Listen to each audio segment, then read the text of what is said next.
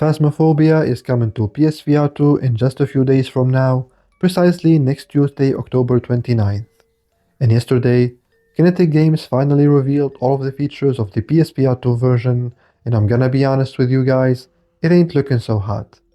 But before diving into today's topic, I wanna ask you to hit subscribe if you haven't already, and if you wanna see more PSVR2 content like this, then I would very much appreciate it if you hit that like button and turn on the notifications while you're at it.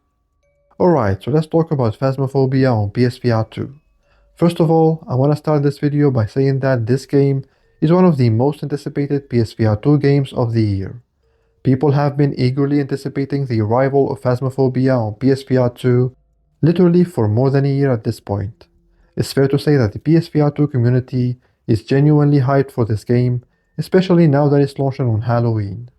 And regardless of what I'm about to say in this video, which is going to be based on the features that Kinetic Games has revealed, I know a lot of you guys are definitely going to have a lot of fun playing Phasmophobia come Tuesday.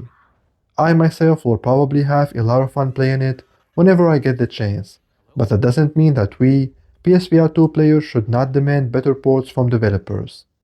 In case you're wondering what the hell am I talking about, well, let's take a look at the PlayStation blog.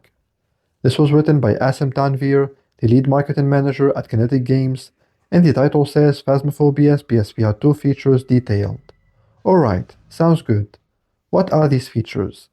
Well, it supports dynamic foveated rendering, and I don't know why they wrote an entire paragraph explaining how dynamic foveated rendering works, but whatever, I guess.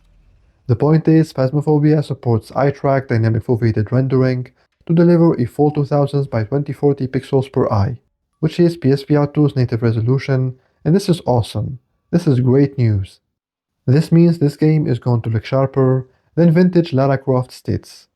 But it's going to run at 90Hz native, right? Wrong. Quote unquote, the game also runs at 60Hz refresh rate with 120Hz reprojection, ensuring smooth visuals as you explore every eerie hallway, attic, and basement in search of evidence. Now look, is it the end of the world that Phasmophobia only runs at 60Hz? Probably not. There are many PSVR2 games that run at 60Hz, but the problem is, there is a very good reason for that. Games like Resident Evil 4 or Village or GT7, those are much bigger games, more complex games, and definitely more demanding games. And there are also other games that give you the option to choose between 120 reprojected or 90Hz native, like Into the Radius or the upcoming Arcane Age. So I don't think I'm being too demanding if I expect a game like Phasmophobia, which is certainly not the biggest game out there, to run at least at 90Hz native. But let's move on here. After dynamic foveated rendering and the full native resolution, what's the next PSVR2 feature that Phasmophobia supports? Is it the Sense controller's haptic feedback, adaptive triggers perhaps, or maybe the headset feedback? Wrong. It's the tool belt.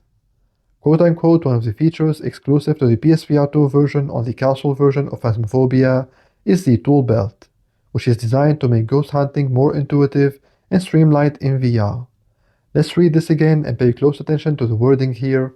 Quote-unquote, one of the features exclusive to the PSVR2 version on the console version of Phasmophobia is the tool belt.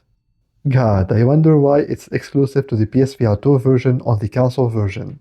I don't know. Perhaps it's because the other console does not have a VR headset. As far as I know, this game mechanic has been there from the start on the PC VR version. Of course, we're going to port it to the PSVR2 version. Tool belt is not the first thing that comes to mind when I think about Phasmophobia's PSVR2 features. It's the adaptive triggers, the haptic feedback, the headset feedback, the unique sensory features that PSVR2 has, which would have made a huge difference if they were supported. But unfortunately, they're not. Not to mention that, just like it's the case with the flat consoles version, you won't be able to talk to ghosts on PSVR2. That's right. One of the most important features that made Phasmophobia as successful and as popular as it is today, the mic voice system, is unfortunately absent in the PSVR2 version. No wonder they're calling this the early access console release. So yeah guys, to sum up, eye-track dynamic foveated rendering, full native resolution, 120Hz reprojected, no 90fps mode, no haptic feedback, no adaptive triggers, no headset feedback, and no mic voice system. I don't know about you, but to me, this doesn't seem very exciting.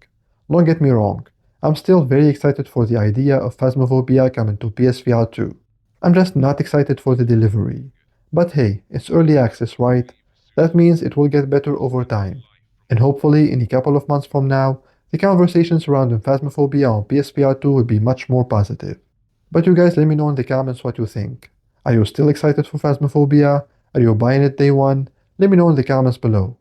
And that's gonna have to do it for this video, guys. If you enjoyed it, if you found it informative, and for more PSVR 2 news reviews and discussions, make sure you hit that subscribe button, hit that like button, and turn on notifications as well. Thanks a lot for watching. I'll see you guys in the next video, but until then, take care.